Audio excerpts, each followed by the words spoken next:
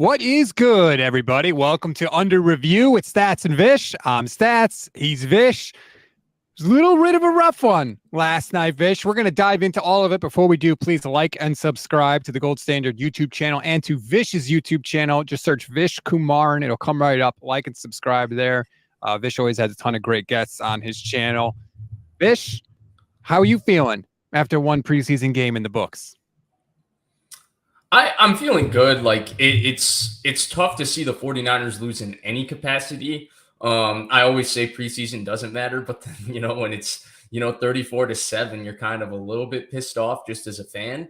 But honestly, it was a fun game to see. Obviously, any data point that we get in Trey Lance's career with him playing feels monumental, just because we have so little information. Actually, being able to watch the guy play, that it feels like we reach a point where we want to draw conclusions every single moment that we see him play. And so that always adds to better conversation, I would say, after a game. Certainly more engaged conversation than your average preseason game where zero starters play.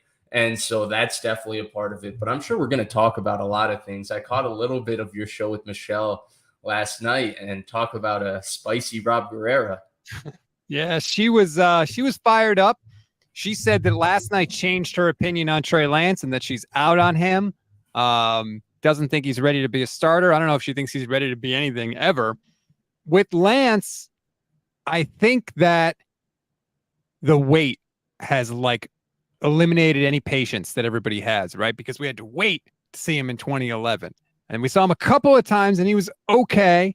And then we had to wait through the whole offseason to see him in 2022.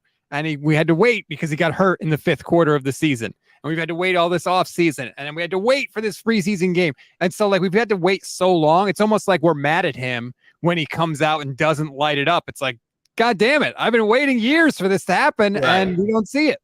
Right. And that's what you and I have been talking about. I would say almost the entire offseason. I feel like you and I have been constantly saying one thing about him, and it's that he's not going to transform himself in an offseason. He has to play football. He has to play in actual games. And, I think if we're going to go there right now, because I saw you put up the little banner with his stats, I think the best way to describe how he played yesterday, and before I describe it, I want to preface it with this. He is a guy coming off an injury. This was the first time he came back off an injury. You could see that people around him in the muddy pocket, especially early in that football game, affected him.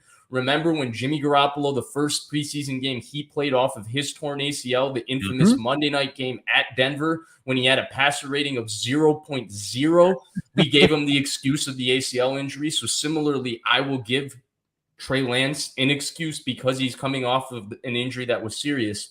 But to me, the most conclusive way to describe his performance is he looked like a very young quarterback that hasn't played a lot. You could see glimpses of the talent. He had a couple of nice escapes. You could see glimpses of the talent passing. He had a couple of really nice throws on that wide in cut they run from the bunch where the wide guy runs the in cut from the dagger concept to Chris Conley. He made that throw nicely twice. And so he had those two things, but then there were, of course, a bunch of mistakes throughout the game. I would say out of the 4 sacks, I would put 2 definitively on him. Yep. We can touch on that in a little bit, but yeah, I would say it was a very up and down. It was as polarizing a performance as you can get from a quite already polarizing player, right? If you like Trey Lance, you liked what you saw yesterday. If you don't like him, you didn't like what you saw yesterday. That's the frustrating thing is that he never goes out, to me at least, and has a performance that's hideously bad, and he never has one that's amazingly great. It's always some good and some bad, and so we're always stuck sort of in this same place arguing about it.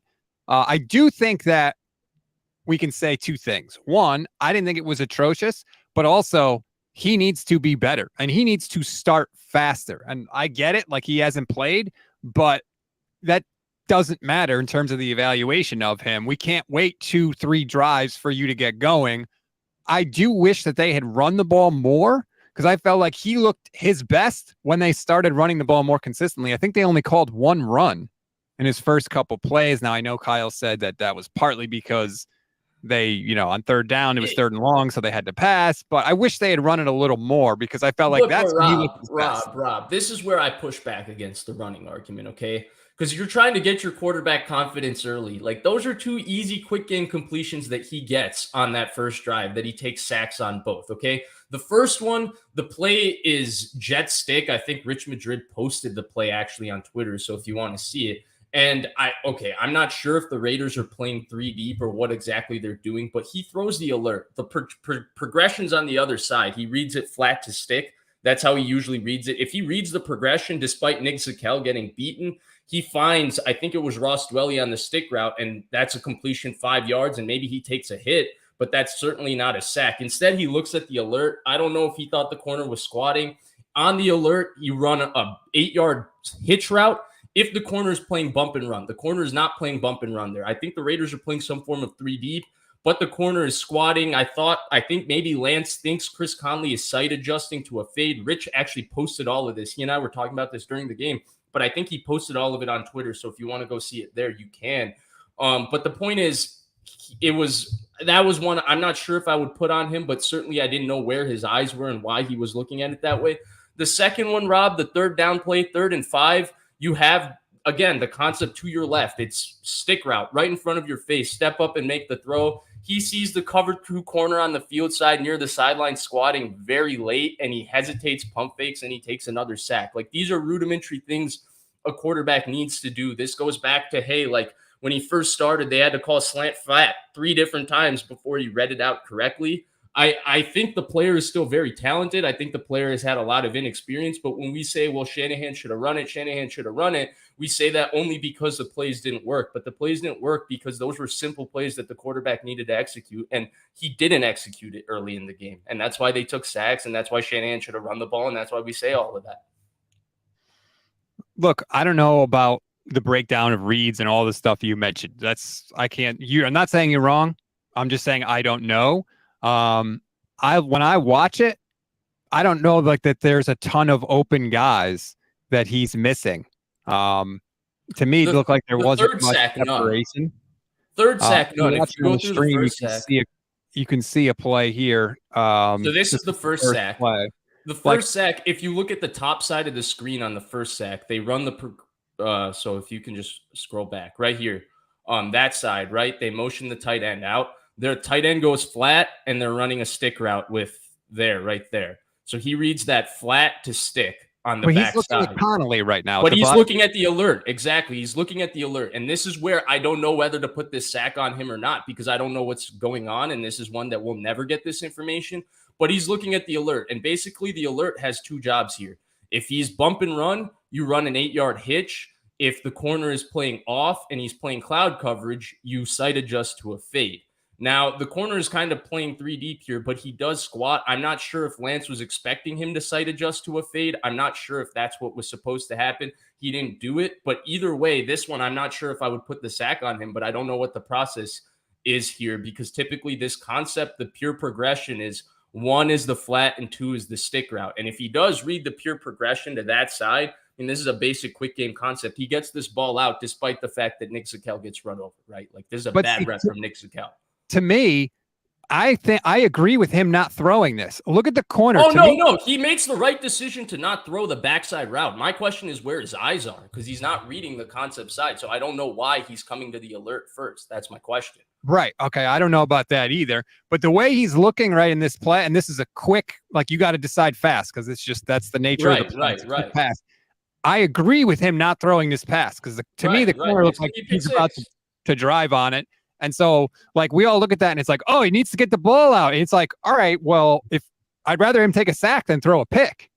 Right. No. In the case, he made the right decision to not throw this football. I agree there. Absolutely. If he throws this football in the hitch route, it's a pick 6. Again, I don't know if he expected Conley to sight adjust to a fade because he thought it was cloud coverage to that side. So he wanted to throw it. Conley wasn't on the same page. He had to eat the ball. Takes a sack. I don't know if I would fully put that on him either. I'm not trying to put this sack on him. I'm just saying the process that goes into this play, I'm not exactly sure what happened. The second sack, though, the one on 3rd and 5, he's got to make that throw. If you go back to that one, do you have the clip for that one? I can try and pull it up really quick. I think Josh Norris posted it, our mutual friend, if you want to. Rich has the sack up. Oh, okay, perfect. So the second sack, look at the top of the screen right there. He's got a little stick route, but he sees that cover 2 corner squat late. He's looking right at it, and he pumps fakes, and he takes the sack. This is a ball I you don't got to think you throw should in have the thrown that either. You got to throw this on 3rd and 6. Oh, I totally disagree. If I stop it, look. Right here. Throw the stick route right there. You got to throw it. The corner's right on the boundary. He's going to jump in front of that. Is squatting, but you put this ball on him. And, I mean, this is the same throw Jimmy Garoppolo made to Dante Pettis to beat the Steelers versus cover 2. And that was actually a bad decision because Pettis wasn't running a stick route. He ran an out route. And it was just a lucky play that Pettis came back to the ball and caught it. But you got to throw this ball. I think this is on him to me. You got to throw this. To me, I don't think he should have because there's the corner is squatting right there. I think in a perfect world, he pumps it and hits the guy going down the sideline because the corner sits. But stats, the cover 2 corner squatting there, he sees it late and he holds the ball down. This is the inexperience that we're talking about that makes him hesitate and not throw it, right? Like these are the things that going through playing, like when we're talking about like, hey, veteran quarterbacks that play on time and on schedule, I don't want to make this a comparison to Brock Purdy or Sam Darnold, because I don't know what they would have done in this situation. That's merely just me speculating. But if we take like a, standard veteran quarterback like a Kirk Cousins, these are some of the plays that you make on time and on schedule. And I think he should have made this throw. You seem to disagree, which is fine. But either way, it's, and by the way, Christopher says it's not a pick. I think there's no way the corner squats and is able to then come in and squeeze the stick route because he's stopping the route. He pump fakes on it. He's looking right at it. He was trying to throw that ball. But my point is, either way, this is kinks of playing, right? Like the next time he plays, he'll know how much space he has and he'll probably make this throw. So like I want to make that bigger point in all of this. But to me, this is a sack that's on the quarterback, not on the offensive line. Oh, man, I don't know. You may be right, and maybe he's supposed to bang it right on him. To me, when I watched it again, I was like, ooh, maybe he made the right decision not to throw it there. But look, I'm not as educated on you at that stuff. So and Nick Elliott I will say for the third sack, it's definitely not on him. The third sack was just a protection bust on the right side. He tried to escape and make a play late, but it wasn't available. But the fourth sack, it was, again, like it was Brock Purdy in the NFC Championship game. Play action. You have an out route. He's looking at it. Just take a hitch and make the throw. And he hesitates to make the throw. And again, these are the things when we say he's a young, inexperienced quarterback, Rob. Young, inexperienced quarterbacks tend to hesitate. They need to see things. They need that sight confirmation. And this is where playing 4.5 games in 4 years bites you in the ass because a lot of this is about him getting comfortable. A lot of this is about him growing. A lot of this is about him getting opportunities to go through a process. Yes, Me Too says it exactly right. He looks like a young, talented guy who hasn't played a lot of football. And that's not an indictment of what he's going to be, but it tells you what he needs to do to get where he could be. And that is play. And that's where this situation is funky, Rob. They need to get this guy on the field. He needs to play. Right. He hadn't played in 329 days, and he hasn't started and finished 2 straight games in over 1,300 days. I want to see, let's see him study the film this week. Let's see him come back next week. Does he still look hesitant? Does he throw the trick? You know, and again, if he has a good week next week, that doesn't mean that he's going to be a great player. But like, again, all we've been talking about is that we want to see him play. And I think that was clear. That's what he needs. Kyle said after the game that it was hard not to put him out for the third quarter. I wish he did. Yeah, honestly. Brandon Allen's wife is close to having labor. He actually took a red eye afterwards to go be with her. They should have told him to take the week off, let Lance play into the third, and then if you want to give Darnold some action just to get him some throws, he could have played in the fourth quarter. Like, you could have done it that way. Yeah, to me, like letting Brandon Allen play the fourth quarter of the game, like who cares? Like what does that help? Doesn't help anybody. Yeah. But no, I agree with that. I think he should have played more. And it's a weird situation too, right? Because I just focused on the negatives, right? I just told you, hey, he took these 2 sacks. So this is why he's not ready. This is why they're going with Brock Purdy. But we didn't even touch on the positives, right? Like the positives, he had a couple times off schedule outside of the pocket where he made a couple of really, really nice plays, right? The jump pass was a nice play off schedule to Willie Snead. Yes, it was. Then he had 2 plays on schedule, the 3rd and 8, where he threw what I described, the dagger concept before. Wide bunch to the field. He throws to the wide guy running the big in on from the bunch. He throws the in route, 3rd and 8. First time he got protection in the game, stepped up in the pocket, great timing, great accuracy, really good throw. Then the second one was right after he threw the second interceptable pass, the one after the end zone, and everybody's like, Trey Lance sucks, blah, blah, blah. Well, the very next play, he comes and bangs a dig route to Chris Conley. One of the best, probably the best throw he made all game. That was a great throw, and I thought it was great to watch it on the back half of arguably his biggest mistake in the game. So there were a lot of positives. There were 2 times he was dead to rights in the pocket where he got only 1 yard scrambling, but he made a play with his legs that should have been a 6-7 yard sack. So there's a lot of talent here that we saw too. It's just this process of allowing a player to play and grow that happens that is slow. And I don't think people realize that. I think people are like, well, he worked on his mechanics this offseason, so he should be ready to go. That doesn't make you equipped to play. And what I'm excited to see, Rob, is what you described, right? Because I think there is somewhat of a negative connotation from this preseason game. There really shouldn't be, because it's the first game back from the ankle, all of that. What I'm excited to see is how this game then allows him to grow the next time we see him in the next preseason game, because this is a guy we don't even get to see play back-to-back games. He's like an octopus. He comes out, plays one game of football, and then he's gone for the next year. Wait, an octopus? What does that have to do with an octopus? Because you know how octopuses sometimes come out of their little hole, they'll eat a meal, then they'll go back in, and they'll be nowhere to be found for a while. That's kind of been Trey Lance's football career for us so far. He plays, he gets hurt, and he's gone. Then he comes back, he plays, he gets hurt. So I'm excited to see him play back-to-back. I feel like if you were going to go with an animal for that analogy, you got to go with a bear, because bears, they're famous for hibernating in the winter. An octopus, I don't know. Bears are around in the spring, right? Like, we don't even get this guy back-to-back in the spring or the fall. Javi Vega, shout out to Javi Vega, podcaster emeritus. He says that Lance should play every snap in the preseason the rest of the way, and that he hasn't had the 400 to 600 reps to figure it out. The team is not aligned with his timeline. That is a very common refrain. We'll get into some of what the Niners are saying about Brock Purdy, which I think is friggin' crazy. I don't think they're doing him any favors, but I want to still talk about more. One thing I think is interesting, right? The Sam Darnold long pass to Ronnie Bell, which, shout out Ronnie Bell. Way to show out, man. Good for you. Does anyone remember what happened the very play before the deep pass? Darnold threw to the sideline. It was inaccurate and it was incomplete. And guess what? The sky didn't fall, right? The next play, he made a beautiful throw to Ronnie Bell for a huge chunk, which is what I've been saying about Trey Lance. Like, stop freaking out about the small ones if he can hit some bigger throws down the field. And that's exactly what Darnold did. Nothing Darnold does in this preseason is going to change my mind about him. I thought he was okay. I thought he looked worse the longer he played. But also, like, he's played 56 games. So, like, it's not surprising to me that he looked a little more comfortable than Trey Lance. Let's see if when Trey Lance plays as much as Sam Darnold, if he still looks the same way. That would be my comeback for that. I don't know if Trey Lance or Sam Darnold look better than Trey Lance necessarily. I haven't gone back and watched Sam Darnold's throws the way I've watched Trey Lance's throws, and I haven't watched either of them on film. But I think Sam Darnold looked more assured than Trey Lance, and I think that was the big difference when you're talking about 55 games of experience, whether he played well or bad. And I know how you feel about how he's played in those 55 games. It is 55 games. It's not how I feel. It is a fact. He's been gone. Okay, fair enough. But yeah, he has those 55 games of equity. And you did touch on this too, right? Like with Trey Lance also, like, I thought it was an improvement, dude, in terms of the passing. I thought he was more accurate than he's been. I thought there was a less of a hesitation in terms of throwing shorter passes where it felt like you, him, and me, everybody didn't know where the ball would go. It felt like he was very confident. He was assured. He threw the check down to Dwelly.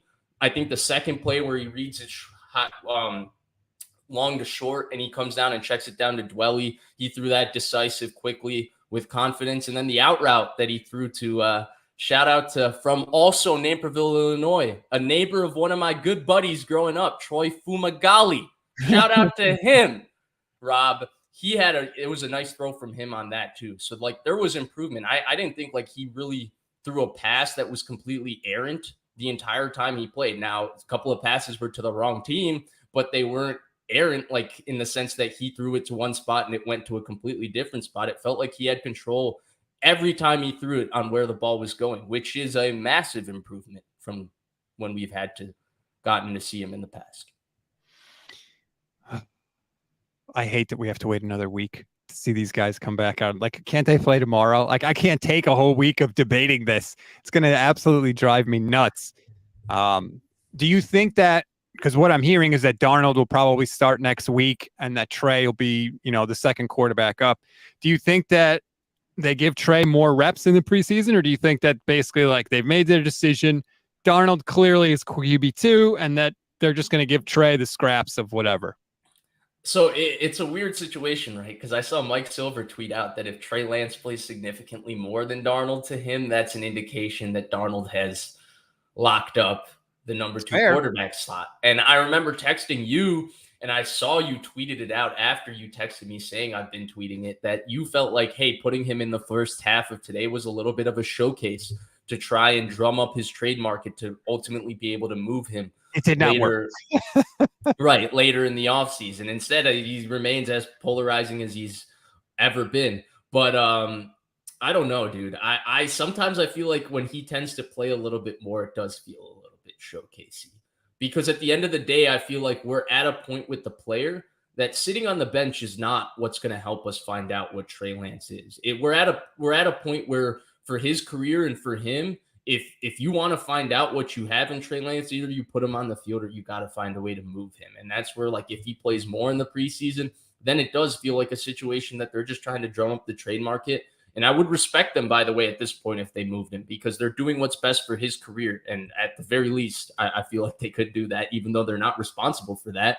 It would be a nice thing to do. No, I totally disagree with that. What's best for him is to play with the friggin' starters and get experience with the best roster. I don't think playing here is the best for him, dude.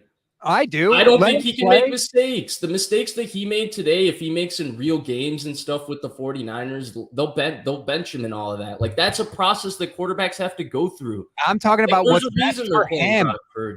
I'm saying what's best for him. For Trey, go to a team that's married to the process of developing him and plays him. But I don't think that's this team. It's to play in San Francisco. How is it not best for Trey Lance to play with the best roster and one of the best play callers in the league? Clearly, that would be best for his development. Because when you're playing with that, there's an expectation that the quarterback plays a certain way, and you can't make rudimentary mistakes on stuff like that. And that's where, that's why they played Jimmy Garoppolo. That's why they played Brock Purdy, because these guys play like a veteran. And Trey Lance is still young and ascending. And he's probably more dynamic, right, than the other two. We talk about upside potential, all of that. But to get to his upside and potential, you have to go through a process where he plays how he played yesterday. And the 49ers, my opinion is out of this. The 49ers are not married to go through that process. Can we agree on that? They're not. Oh, yeah. No, I get why the team isn't doing it. I'm just saying, you said it's best for Trey Lance to get traded and play somewhere else. I disagree. I think it's best for Trey Lance. But if the team is not married to that process, dude, I feel like how is he supposed to play here, right? If the team was married to the process of we're going to live with him making mistakes like this because he makes good plays and he's going to grow, I say play him in San Francisco. They're so out on that process with him. I understand that. Yeah, I'm just saying in a vacuum. Okay, fair enough. I get it. I get what you're saying. Yeah, no, all things being equal, if the 49ers were married to the process, sure. It would be the absolute best situation for him to play, bro. This is back-to-back comments in the chat. Third String All-Pro says Rob is in denial. Jedi says Rob is a romantic. And maybe they're not opposites after all, but... Wait, why are you a romantic in this case? Maybe because I'm still maintaining hope on Trey Lance. I'm still maintaining hope on Trey Lance too. I don't see what you saw yesterday that could tell you that he's a bad quarterback, can't play, you have to take him out of the league. I just don't like this process with San Francisco. Yeah, and I know there was 2 drop picks. I get that. Darnold had a drop pick too. And what I told Michelle on last night was drop picks happen in the games with the starters too. That's a normal thing.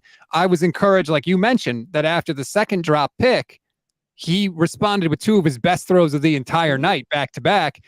In a weird way, it almost kind of was bad for him that the first dropped interception was a touchdown because it ended the drive. He couldn't respond and maybe throw a touchdown that wasn't dropped. So it was sort of weird that way. But after the game, Trey was, I thought he took responsibility once again, which he always does, but he seemed a little defeated, upset, terse, which I can understand. And did you notice Grant asked Trey, you said all you wanted was a chance to compete. Is this what you had in mind when you said that? And Trey looked away from Grant and gave a non-answer and just said, I'm trying to do the best I can with my down a little bit, right? He looked a little defeated when he was asked that question. Yep. And it was kind of heartbreaking to see, to be honest. He felt like poor Trey Lance. I think that it's starting to get to him a little bit. And it's totally understandable just given everything that happened, but I do feel like maybe he's starting to get down. And it sucks. Rob, yeah. I'm not shocked if he's starting to get down. I mean, look at the process, right? Like everybody says, oh, he was drafted to the best situation and all of that. But nobody really looks at it because from the perspective of, hey, he was 23 years old, and think about the real life experiences, right? You get drafted, it has to be the pinnacle of your life. When Kyle Shanahan, offensive genius, gives up 3 first-round picks for you, he drafted you above everybody else, and he trades up for you and says, you're the face of the future, right? Yep. You go there, you're supposed to be the face of the franchise, but they have this existing quarterback who the team is tied to, they went to the Super Bowl with, and now they do a 180 and say that existing quarterback is going to remain. You're probably going to sit a year. They're going to go with the Mahomes plan. You're cool with that. Okay, fine. They have a very fragile situation with this existing quarterback in the locker room. So they protect that situation the entire offseason by not featuring you, not marketing you, not doing what the usual things that the Niners would do for a guy that was drafted in the top 5 at that position. I know. Get, right? We know the story. Right. And then you go through the process, you go through the preseason, the 2 quarterbacks, the Trey Lance package. All of that was nuts, dude. That was nuts. That was nuts. And then they go to the NFC Championship game with Garoppolo. They lose, which, I mean, dude, if they win the Super Bowl in that case, if you're Trey Lance, you're thinking, I'm never getting a chance, right? Because if they win the Super Bowl with Garoppolo, he's coming back. Well, they don't. They get rid of Garoppolo, or so they say they do. They have a bunch of drama with Garoppolo on the side. They transfer the team over to you. I know. We know the story. We don't need to recap it. Sorry to interrupt Fair you. enough. Fair enough. No, you're right. We don't need to recap it. But I feel like a lot of people don't give enough sympathy to Trey Lance in this situation. Like, oh, deal with it. Oh, whatever. Like, no, this is a really hard situation for a 23-year-old. I'm 23, so I'm a little bit sensitive to it. Now let's actually, you know what? Here, let's do this. We'll get to some of the other standouts from the game, but since we're talking quarterbacks, okay. John Lynch just compared Brock Purdy to Zach Thomas in a column. I think Albert Breer wrote the column. And they are just heaping praise on Brock Purdy. Kyle Shanahan was doing it. I almost think they are trying to set a very high standard for Brock Purdy. Like there is no, hey, Brock's only 23 and he's only played 8 career games. No, they're telling you he's the real deal. They're telling you he's the guy. We got a potential franchise quarterback. So like they are sort of, I don't want to say eroding the patience with Brock Purdy, but like they're certainly not giving him any sort of honeymoon period. Yeah, no, they're not, right? It feels like last year, those 8 games have entrusted him to just get like full franchise starting quarterback treatment this offseason in terms of how he's had to handle media, in terms of how the team has talked about him and all of that. And look, this comment is going to be crazy. John Lynch says crazy things about his quarterbacks all the time. I think he said, I don't remember the exact quote. This is just off my memory, like something that was there that triggered the moment he said this. But like, dude, I'm pretty sure he said like after they got Jimmy Garoppolo or paid Jimmy Garoppolo that like, oh, my Bucs teams would have won 5 or 6 or 7 Super Bowls or something like that with Jimmy Garoppolo. And he built teams as good as his Bucs teams here and got no Super Bowls from Jimmy Garoppolo. So he's tend to say some pretty crazy, outlandish things when it comes to the quarterbacks and all of that. I don't know if I really love the Zach Thomas comparison for one reason other than I'm salty he made the Hall of Fame over Patrick Willis. Like, what the hell was that? But like, okay, fine. But I kind of got what he was saying. I understood it, but you're right. They're putting franchise quarterback expectations on Brock Purdy this offseason, just like they did with Trey Lance a year ago. And it feels like they're going forward with him. And I do wonder, I've told you this on the side, I do wonder sometimes if they oversell what they have because they not only need Brock Purdy to be good, but they need Brock Purdy to basically cancel out the fact that they used 3 first-round picks on Trey Lance, and they're not going in that direction. And they're not going in that direction because they drafted Brock Purdy with the last pick in the draft. So if you're not going in the direction with the guy you used 3 first-round picks for, you better sure as hell be ready to be able to explain that the 7th-round guy is worthy of being the guy that you traded 3 first-round picks for. That's somewhat what the explanation that they're going with here. And part of that sell is not, hey, Brock Purdy is a bridge starter. He's this. He's our franchise quarterback. They're embracing it. I'm happy they're embracing it. We'll see what happens. Right. It's like on your report card, if you have a couple of F's and then one A, you're telling your parents, hey, look at the A I got in shop class, right? Don't Right. pay. I know I got an F in math, but look at this A over here. Look how good that is. Look at this lamp that I built. Like there does seem to be a little bit of that going on with the 49ers.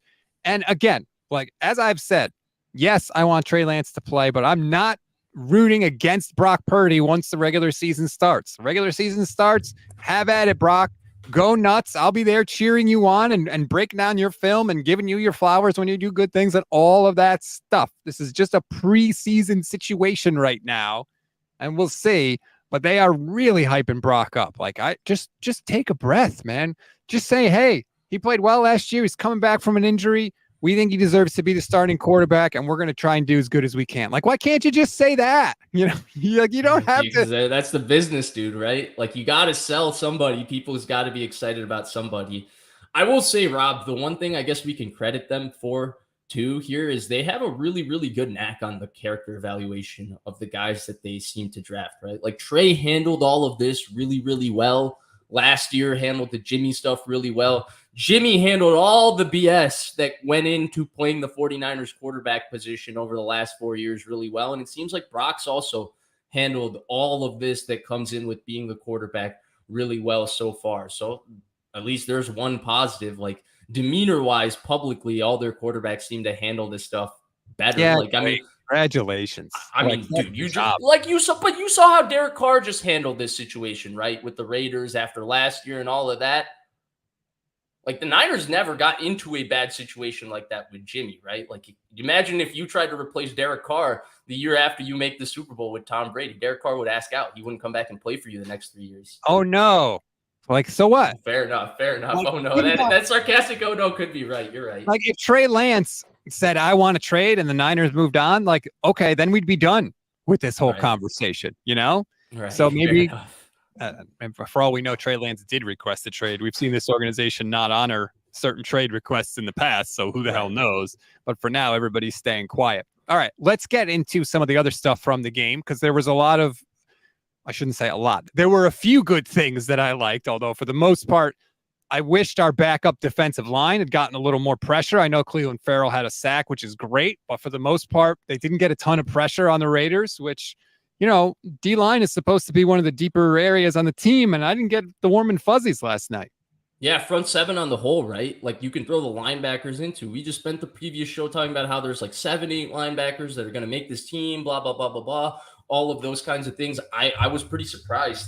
Usually, I mean, Rob, I can remember watching the Niners defensive line backups and their linebackers backups over the last 3, 4 years. They're dominating everybody else's backups. Nobody can block them, right? It usually is the situation what the Raiders defensive line had with the Niners backup offensive line.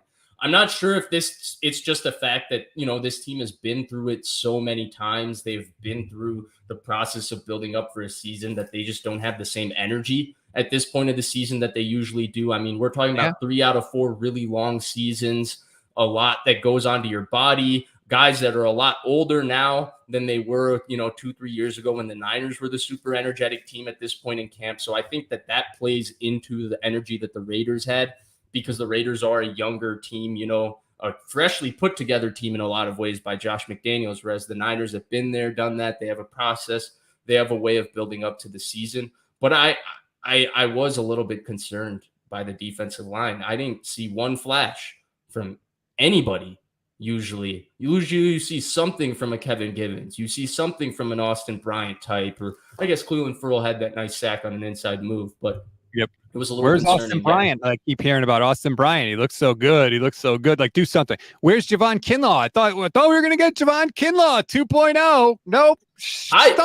He got shoved around. He looked fresh and explosive, though. He looked fresh and explosive. Second play of the game, he got penetration. If he didn't know he was playing in the game, I feel like you never would have found out. Like, if no one told me at the beginning of the game that he was on the field, I never would have noticed he was there. No, you would have noticed it. I wouldn't have. 99 is the biggest dude on the field. Are you telling me you're going to watch a football game and not be like, hey, that's the biggest dude on the field? That's like noticing Mount Cody when he played for Alabama like all those years ago. Like, that dude was so big. Like, you would have noticed Kinlaw. Now, you might have not noticed him because of football reasons, but you would have noticed him. I like to notice him for football reasons. Imagine that, like, shut up with, and I'm not talking to you, but like, let's just shut down the Javon Kinlaw talk. Like, I don't want to hear it. I don't want to hear it Based anymore. on one preseason game, based on 15 No. snaps? Based on the fact that we've been hearing about it for years with him, and he's actually played, and I've never seen it. I've never seen, outside of the pick six he had, I've never seen like one single thing to get me excited about Javon Kinlaw. Have you? Can you think of any other play in his career? Yeah, his first 2 days at the Senior Bowl. Get the His Alabama tape from college, his Georgia tape from college. I will say this to credit him, because I agree with you, but the difference between the last 3 years, and this is why I'll say don't write him off today. Wait, give him the rest of the games. He's not rehabbing. Right, he's training. He's training. It didn't pay off last night, I'll tell you that. Okay, so he doesn't get the he's rusty coming off of an injury, hasn't played football in a long time excuse that we gave the other guys. I want him to do one thing. I can point to plays that Trey Lance made that looked positive from the game. I can't point to a single play that Javon Kinlaw made that looks good. If they ended Trey Lance's day after the first 2 drives, what do you think what do you think you would have said about his day too, right? Like, he played a lot more in that game than Kinlaw as well. Okay, look, maybe I'm wrong. All I'm saying is I don't want to hear any more. No, you could be right, dude. I'm just saying don't do it today. Just give yourself another month to do it. I'm doing it today because Okay, I don't think his knee's going to hold up, and that's what I've always said with him. I just don't think his body is going to, like, that stuff doesn't magically get better in year 4 when you've got a chronic knee problem that you've had multiple surgeries on. I don't think like, oh, now it's fixed. Okay, fair enough. Let me ask you this, right? Because we haven't talked about it the entire show. We went straight from quarterbacks to defensive line. Like, the Niners have a very young backup offensive line filled with players that they are looking to develop, right? And you and I know that developing offensive linemen is a process in the NFL. It takes 1 to 2 years. It takes 2 to 3 years, right? Because you have to change their body. They have to get strong enough. There's like 80,000 more plays that they have to memorize. There's much more nuance to the run game, much more nuance to the pass game. Yesterday, to me, felt like a situation where we saw Zakel, we saw Poe, and all these guys, and they looked like they were a year away from being ready to play if they were strung into games. Now, the Niners kind of went through this process when Sean Coleman got hurt in 2019. They went with School and Brunskill, and it turned out to be okay, but it's similar. It feels like they're taking a similar risk with their backup O-line, where they're going with young guys who may have the talent to eventually be good backup players, but for now, those guys might not be ready to play. It certainly didn't look like they were ready to play. I mean, they were getting from the jump, they were struggling. Zakel in particular looked not good. I was really excited to see Jason Poe. To me, there were a couple plays where I felt like he kind of got lost in the wash. The short yardage running, which is basically, mostly predicated on higher offensive line blocks. I mean, they just were smothered. Yeah, they got moved. Multiple short yardage situations, whether it was quarterback sneaks or runs. That 4th and 2 play, I don't know if it was the line or it might have been a tight end, but somebody didn't block somebody for the Raiders who went right in and made the tackle. That was a little frustrating. It just wasn't a good night. Now, again, I think I saw Javi mention in the chat, like, this is a veteran team. They're not going to get super hyped up for preseason week 1, but you would have liked to have seen a little bit of life out of at least some units on the team. And I really didn't get it. I got it from individual players. Ronnie Bell had a good game. Ambry Thomas had a good game, I thought, especially for him. He made some nice plays in coverage. Deshaun Jameson as a returner had a good game. But unit-wise, there was no good unit. Even the special teams with Jake Moody and the penalties on the kick returns, there was no good unit for the Niners last night. Yeah, I agree. That's probably a great way to sum it up. I did think, if we're going to the kick returns, I thought Deshaun Jameson flashed. He flashed some different kind of movement ability, maybe a little more explosion than even Ray McCloud as a returner. And mind you, Ray McCloud, only $875,000. That's what Jed York probably has in his back pocket right now. It only takes that much to release him. So now that he's gotten hurt, if Bell flashed yesterday and Jameson puts a stamp on being the returner, Ray McCloud could be gone maybe a year early than people expected. Yeah, I think that Jameson definitely looked better than Ronnie Bell. Ronnie Bell, to me, did not look great as a returner. As a receiver, he looked fantastic. But give me Jameson as the returner until Ray can come back. And we'll see what decision gets made when that actually happens down the stretch. Can we get to the kicker? Because let's get to the kicker. I knew you would want to talk about it. I knew it. Third rounder. They took him in the third. I don't know if you're aware. Every time he misses a kick, we have to say that he was drafted in the third round. Mike Silver especially. That is the most annoying thing to me. Like, yes, he's going to miss kicks. Like, every kicker misses kicks. He's going to miss kicks. One of the kicks he missed was a 58-yarder. Like, a 58-yarder. I don't think we can reasonably expect he's going to be banging a lot of those home. Now, part of the reason he was drafted is because he has a big leg, and so they're hoping to get those once in a while. He had the leg for it, though, at least, right? Yeah, well, yeah, but it was in the next zip code. But dude, Robbie used to put those 5 yards short. Oh, I mean, they don't even attempt it with Robbie Gould, clearly. Right. But like, I'm not freaking out about them taking Jake Moody. Like, I feel like people are just waiting for him to miss a kick so they could be like, oh, kicker, ha, ha, ha, and like dunk on the thing. It's like, all right, Jesus Christ, calm down. Yeah, he probably was a little nervous. It was his first professional game. He's a human being. He missed a couple of kicks. He made an extra point. Okay. Like, let's calm down a little bit here. If he was perfect on all his kicks, what everybody been saying, great job, 49ers. We were wrong. You should absolutely have taken a kick. No, they wouldn't have done that. So, like, let's just relax. I 100% agree. By the way, Josh McDaniels is a mega dick for icing him. He claims that he wasn't doing that. I don't believe it. And I wonder if Kyle asked him to, which I get. Maybe. If you're Kyle, like, I have no problem with that. Yeah, that's a very Belichickian thing to do.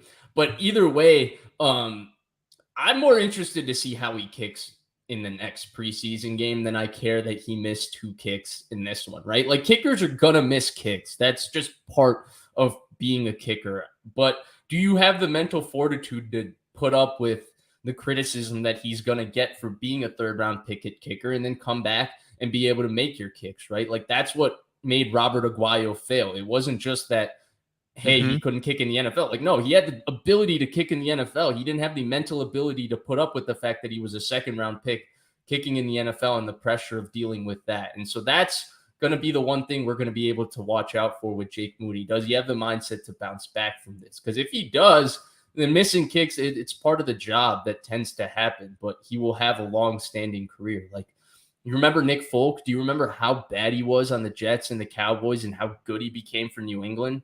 Like, it's not about a talent thing. It's about psyche. And we'll see if he bounced. Like, the big selling point with him was psyche, right? That Harbaugh was tough on him and he was able to bounce back. And we'll see. We'll see.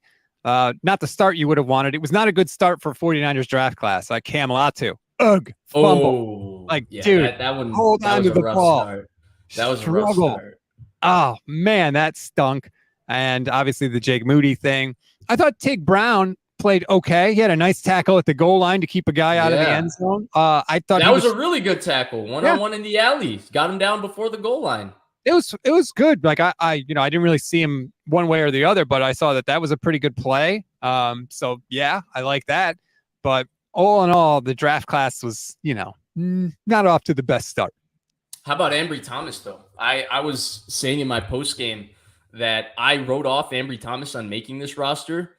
And one thing that we do have to keep in mind, not only that he played well yesterday, I think that plays into it, that he looks confident and like a different player than he did last year when he had no confidence. But the other thing is that Steve Wilkes likes big press corners, right? Like, they signed Mooney Ward a year ago, who's a big press corner. They drafted, that wasn't Steve Wilkes, but it's in that same process. Darrell Luther is a big press corner who they drafted. That is Ambry Thomas's game. He's a prototypical bump and run. That's what he did in Michigan. And so I think it's interesting that from a personnel mindset, he fits the mold of what the defensive coordinator typically looks for in a cornerback. And now that he's improved, I wonder if maybe myself and a lot of different people wrote off his opportunity to make this roster too soon and elevated like the Jamesons and of the world way too fast. Because he looked good, dude. Yeah, it's entirely possible. If you listen to him talk, he said that, he put in the work in the offseason, which he didn't do last year, which always blows me away. Like, how many times do we have to hear players in the NFL say, hey, I thought I arrived and now I'm really putting in the work? Like, learn from the mistakes of previous generations here. Like, how about you just put in the work all the time? Wow. That's what the money is for. I'm just saying. Like, damn, man. You're right. He does look better. And we need depth at that position. So the more players we have playing well, and we didn't get to see Darrell Luter because he's been hurt, but they need it. So that is good news for us. We don't have the same battles at corner like we do at quarterback, right? Like, we don't care who the hell steps up as long as somebody does. As long as it's not Josh Norman, Janoris Jenkins, Dre Kirkpatrick. Yeah. So it's funny, all the subjects that we have talked about throughout the show and the whole conversation in the chat has been quarterbacks the entire time. People are still arguing. DR says Trey Lance had 3.4 seconds to throw. The NFL average last year was 2.7 seconds. I don't know that Trey had 3 seconds to throw every time. I haven't timed it. But I think it's funny it's like if he gets out of the pocket and scrambles for 7 seconds on one play and gets out of bounds for a yard gain, does that affect his time to throw? That's where this stuff is pretty whack. I think it's just funny that he had what I described at the beginning, just a polarizing performance from a polarizing player, right? There was moments that showed his potential and his talent. There were also moments that showed his rawness, which gives enough equity for all sides to give their opinion and not be exactly wrong. I think the bigger thing is that hey, he's a young player who had his first preseason game back from a serious injury. It was up and down. There's still a lot of offseason left. There's 2 more of these preseason games. Let's find out what happens from here, which really should be, I think, how we should be looking at it. But you know how the next 5 days are going to be, Rob. Maybe it's a good thing that the next 5 days will be like that. I don't know. Oh, it's going to be trash, trash, trash. Werewolves of Sanger says anyone who's freaking out over the first preseason game must be new to the game. I completely agree. But again, part of it is, especially with Lance, is just how long we've waited. We've always had to wait when it comes to Trey Lance. And then when he struggled, I feel like the criticism has come down double because of that. Because you made us wait for that, I think it's the make us wait along with the expectations that get built up over time because we're waiting to see something. And when those expectations get built up to such a point, I think people are always expecting to see something without realizing. I think David Lombardi had a really, really good tweet on it about how people's expectations of what they want to see from Trey Lance are very, very skewed.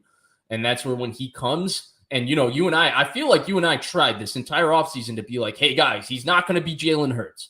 He's not just going to magically become a different player. You have to play football to do that. And he hasn't played. And I think the reality with him right now is that we're seeing that he's still young. He's still very talented. He's still very raw, but he hasn't gotten the opportunity to work through his kinks as a football player and as a starting NFL quarterback that other people drafted at his position have gotten. And he's got to get it now. I don't think he can wait any longer. I don't think he can sit another year. I think that just tanks his career. He's got to go play and figure out if he can get a second contract as a starting quarterback or not. To me, I think he should be QB. I still would like to see him start, but I get why the Niners are going to go with Brock. I understand their thinking there, but to me, you have to put him at QB2. And if Brock gets hurt, then you're get out of jail free. To me, if you're the 49ers, right? Oh, our starter got hurt for a long-term injury. Well, guess we'll have to play our number 3 overall pick, and at least we can let him grow in a lost season. Now, if you don't trade him, to me, that's what you have to do as well. Right. Playing Sam Darnold gets you nothing. Does anyone think that Sam Darnold's going to be good enough to win a Super Bowl? Because I sure as hell don't. And he's a free agent after the year anyway. So, to me, you get nothing out of playing Sam Darnold except setting yourself up for disappointment. At least if you were to play Lance, if Brock got hurt, you get the information, you'd get the knowledge, you'd get him the chance to develop. And to me, there's value in that. There absolutely is. Because what's most likely to happen this year, Vish? Most likely, Brock's going to play, and let's assume he stays healthy, even though that's not a given with 49ers quarterbacks. He stays healthy. Maybe the 49ers make the playoffs. They get eliminated at some point. So if you've got another playoff season for the 49ers, maybe it's another NFC championship game, maybe it's a divisional game, whatever, and you don't win the Super Bowl, are you then confident in saying that Brock is definitely their guy for 2024? I don't know. Maybe depends how the season looks, right? It depends how the season looks. It depends how it ends, right? If it's different, if it looks like how it looked like with Jimmy, then yeah, you could make an argument that there's a couple veteran quarterbacks that'll be available at that point in the market that might make a difference, especially with Brock's salary being so low. He can transition right to being the backup quarterback. But if he plays really well and they just lose in the playoffs, maybe due to other circumstances or, other people get hurt and all of that, like, well, then of course he's your future quarterback, at least for the next year. Jay Mill, what gives you confidence soft Lance can win a Super Bowl? Freaking Robert Cohn. I never said Lance could win a Super Bowl. I said I want him to play to figure out what we have. I don't know why this is so freaking hard for people to grasp. I want him to play so we can see what we have. Yeah. Period. End of story. The only difference is, unlike some people, I don't automatically assume that he's going to lose every game he plays. That's it. I agree with you. Like, I think we've reached a point where he can't be on the sidelines anymore. Like, this is not a quarterback. I don't know how people saw that yesterday and were like, yes, he sucks. Or, yes, he's the best quarterback ever. What we saw was what we saw as a rookie, too.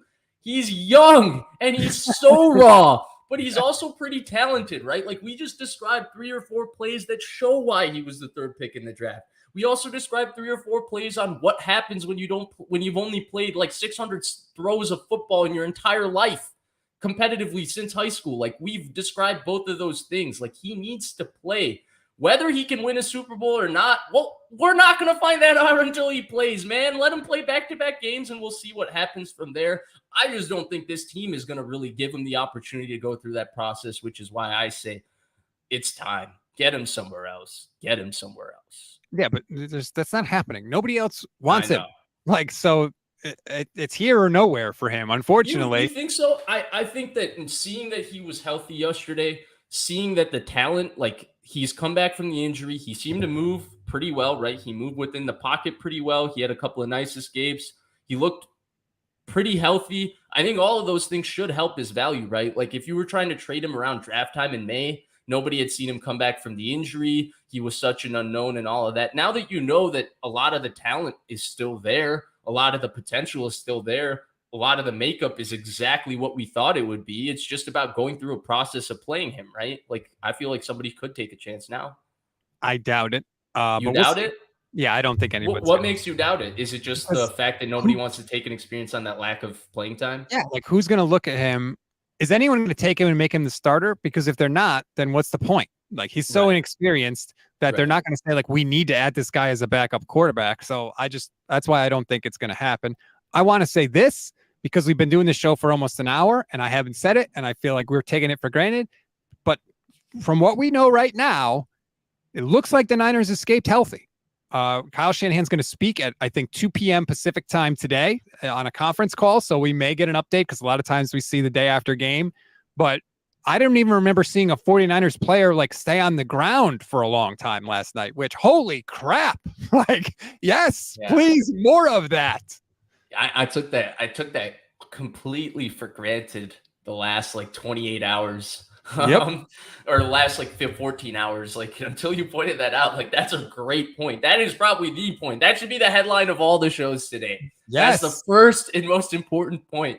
Forget the 34-7. Forget what Trey Lance did, what he didn't do, what Sam Darnold did, what he didn't do, what this defensive player did. The fact that they came out of here, knock on wood, apparently, allegedly, it's seeming like fully healthy is a massive W. Yes, more of that, please. Let's not take that for granted because that's not always the case with the 49ers. Now, granted, like, Elijah Mitchell is already hurt, so he didn't play. So there is some of that, but at least hopefully. And again, I didn't see Kyle didn't mention any injuries in the post-game presser last night. So we'll see, knock on wood. But I just didn't want to take that for granted because, like Chris Maldonado says, YouTube channel member, which, by the way, shout out to you. Become a YouTube channel member for less than $3 a month. Let's get through the preseason healthy, please. One down and 2 to go. Do you think we'll see some more starters this week against, who is it, Denver?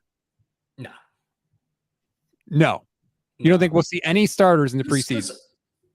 It depends. Like, I don't think by starters, like, I don't think like the Nick Bosa, he's not signed, but Debo, maybe Brandon Ayuk, but Debo, Kittle, Trent Williams, Fred Warner, Dre Greenlaw. I don't think we see Javon Hargrave, Eric Armstead. I don't see these guys go on the field. Maybe we see like a Spencer Burford play a couple of series in one of these preseason games or something like that. Oh man, now I just put a foot in my mouth on answering this question because I said no originally, but now, yeah, I guess we'll see a couple of those guys. That's my answer. I don't know. Pedro says 2-15. There's a lot of sky is falling takes after a preseason loss to the Raiders. Lazy Television says Darnold will start the next first half. When he plays well, it's a wrap, but only a matter of time before he starts sharing reps with Purdy. Did you see anything from Sam Darnold that made you think he could challenge for QB1? No, I didn't. No. Right. Sorry.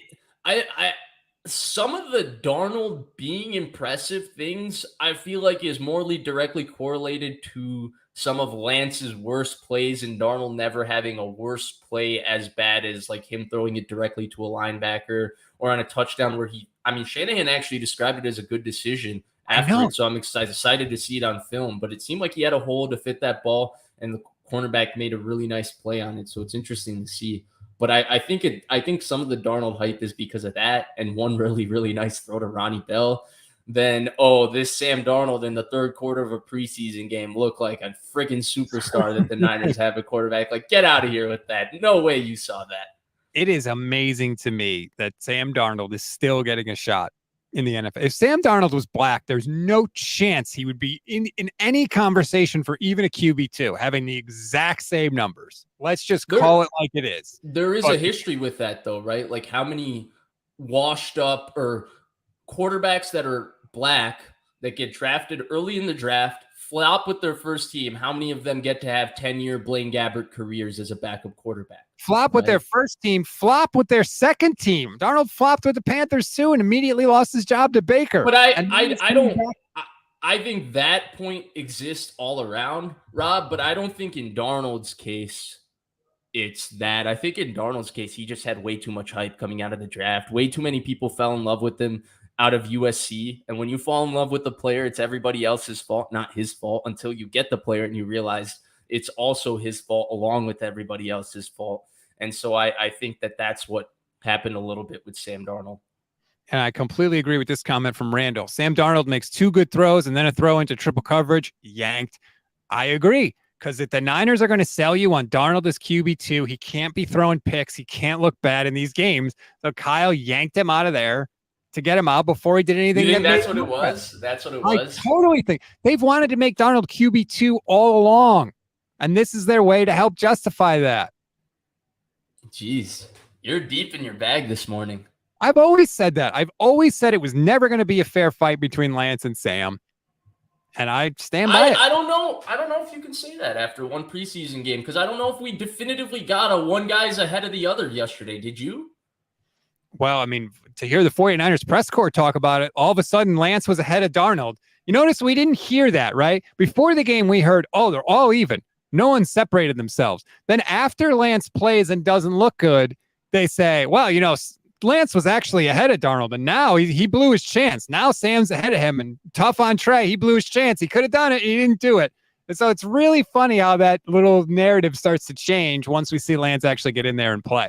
Yeah, but what didn't Darnold have to prove that he could be QB2? That's what I don't get in all of this. Like, did Darnold really prove he was better than Allen yesterday? Well, I don't even honestly He's more talented than Allen. There's no doubt about that. But did Allen look like he was not belonging on this roster compared to the other two guys just based on how they played yesterday? I actually thought Allen had the best throw of the day out of anybody.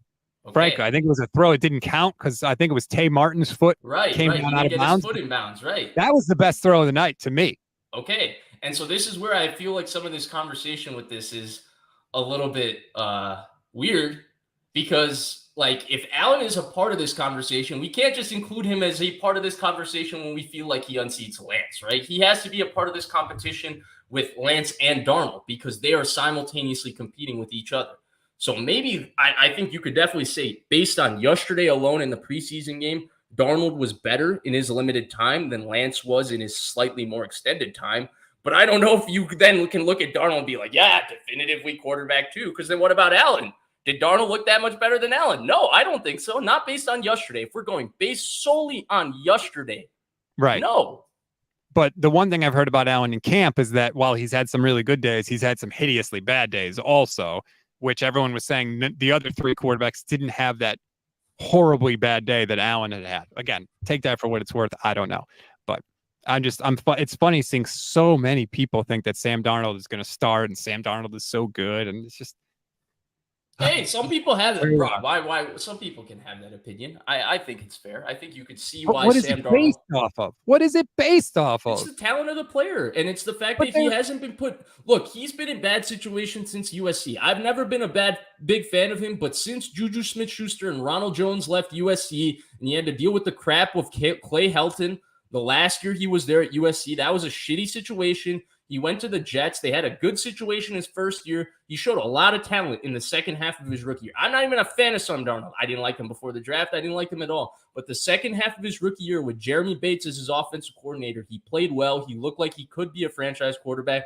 Shit hit the fan the next year because he got mono and he had to deal with Adam Gase. Then he had to go deal with Matt Rule and all of that in Carolina, and he wasn't very good in either of those situations too. But there is a lot of talent to the player where you think if you put him in an offense like this with a coach like this, he could be successful. The coach himself thinks that, dude. Yeah, well, the coach is wrong. He's wrong. Okay. Like, God damn it. Did we ever think Matt Rule sucks because Sam Darnold was awful? Like, why do we're sure that Matt Rule can't coach? Maybe it's just Sam Darnold is terrible. And so we think that Matt Rule sucks. How about that? Like, but there were other parts of the team that were crappy besides the quarterback, right? Yeah. Every coach ever says, I can fix him. Yeah, absolutely. Yeah, that's what they all say. And guess what? You know how many guys get fixed? Like none of them. Almost. Rob. Just because they don't usually get fixed doesn't mean that there's a possibility that the guy can't be fixed. Like you're acting like, okay, because Sam Darnold guys don't usually get fixed, they don't get fixed at all. But then if we're going to talk about definitives, I can say, well, definitively, nobody with Trey Lance's pass attempts in college has ever been successful in the NFL. Yes, you still have to go through the process of finding out what these guys do in the NFL. And look, in Sam Darnold's case, it hasn't been good so far, but I don't think you can fully write him off today. He's got to How many more games? How many more games and picks does he have to throw before we can write him off? Like, when is it safe to just write him off? He's already half written off, right? He's here on a $4 million contract competing for a backup job. He shouldn't even be here. He shouldn't even be here for that. He shouldn't even be in the league. He really shouldn't. He really should not be in the league. Be in the league? If he was black, he wouldn't be in the league. He I disagree absolutely with that. wouldn't be in the league. I disagree with he shouldn't be in the league. I think he's one of the best 40 or 50 quarterbacks in the NFL for sure. Why? Not based on what he's actually done. It's not based on what he has actually done on the field. So would you put Brandon Allen? Like, should he be in the league? Oh, Brandon Allen, I think, should be ahead of Sam Darnold. Brandon Allen doesn't have the bad that Sam Darnold has. Did you see Brandon Allen in Cincinnati the year before Joe Burrow? Yeah. It was terrible. They were the first pick in the draft for a reason. Was he 90 combined fumbles and interceptions in 56 career games bad? He didn't get 56 career games to get to 90. He would have gotten to 100 probably if he got 6 picks in his career. Like it's like when you're applying for a credit card, I'll take no credit over bad credit. Although I know credit card companies don't look at it that way. I'll take unknown over known bad any day of the week. This is like unknown. Like I feel like there's also like a talent threshold that we're talking about with NFL quarterback, right? Like talent gets you fired, man. Dude, he's like, I disagree with you. I'm not the biggest Sam Darnold fan, but surely, dude, he is one of the 50 or 60 best quarterbacks in the NFL. If we're just saying he can be a backup, like he's not a guy that should be out of the league. I don't think that.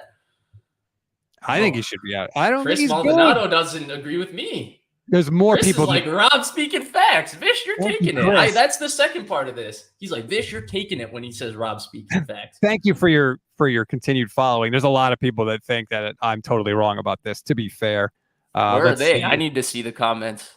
Pooks. There we go. Sam is about to put his boy Trey out of a job. LOL. Again, like, it is Rob's so hate. This is funny. I'll answer this for you. Rob's hate is not about Sam Darnold. Has nothing to do with Trey Lance. He hates Sam Darnold. He would be hating on Sam Darnold if Sam Darnold was on the Bills right now. Yeah, well, I wouldn't be caring about Sam Darnold if he was on the Bills right now. Well, but you would be hating on him, separate. right? It doesn't matter. Like if Trey Lance was not on the team, I would still be criticizing Sam Darnold just as much. Like it has nothing to do with Trey Lance. Manny says, Vish, can you block Rob? Well, I'll be back on Monday with Rob, so he and I can continue this back and forth maybe next week, because I know Rob doesn't like going beyond an hour, and we're already an hour and 4 minutes and 42 seconds. That's true. Well, this is the first preseason game brings it out of me. But anyway. Okay, I just want to see how many fans Sam Darnold has if he actually gets to play and starts turning the ball over left, right, and center, like he has every single place he's been throughout his entire career. And that is undeniable. You cannot, it is a proven fact that that's what Sam Darnold does. And that's exactly what we don't need from the quarterback. But anyway, that's going to do it for this edition of the show. Rate, review, follow the Gold Standard Podcast Network, like and subscribe to both YouTube channels. Search on YouTube, Vish Kumaran, Kumaran. His channel will pop right up. Like and subscribe there. Please like and subscribe to the Gold Standard Network YouTube channel as well. We'll be back tomorrow with Steph Sanchez and Jason Aponte in the Bully Ball Podcast, hopefully around, 8 a.m. Pacific time, maybe a little later. Haven't finalized the time yet, but around there. So we hope you join us for that. Thanks for all the questions, the comments, criticisms. I don't care. That's fine. Just want you to be a part of the show. Vish, let's hope it gets better from here. It's going to get better, Rob. It's okay. It's okay. Have a good one, everybody.